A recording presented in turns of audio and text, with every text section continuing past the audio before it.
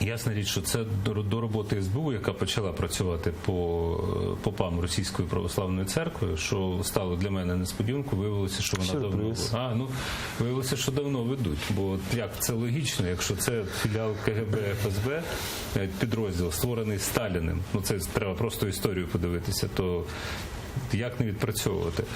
Все ж таки... Успішно відпрацьовувати. Успішно відпрацьовувати. Ну, сподіваюся, що успішно. Як воно може бути? Чи вони будуть вдаватися до провокацій? Чи... Будуть. Будуть вдаватися. Я знаю, що готувалися і підрозділи молодиків для захисту приходів і храмів, нібито для захисту. Я знаю, що деякі представники Московського патріархату, мається на увазі священники, попи, агітували людей вступати в такі загони самооборони. У мене товариша помер батько в центральній Україні, він був на відспівуванні, і там відспівував московський поп.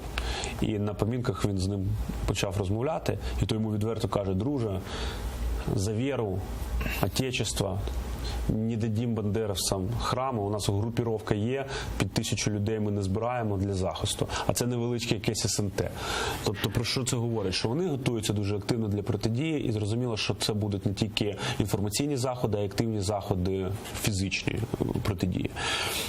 Найбільше треба боятися... І це там, де немає воєнного стану, хочу зауважити. Так.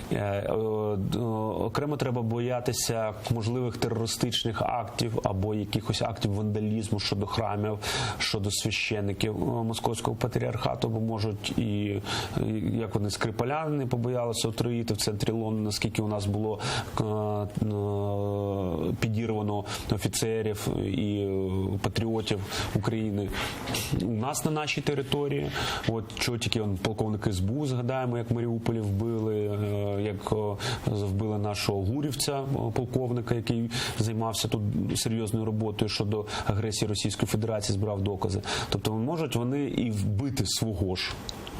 Це не виключає для того, щоб викликати агресію щодо помісної церкви, щодо України і мати привід для більш агресивних дій, зокрема на сході країни. Це питання до СБУ, я повторюся. Це питання до СБУ. Так.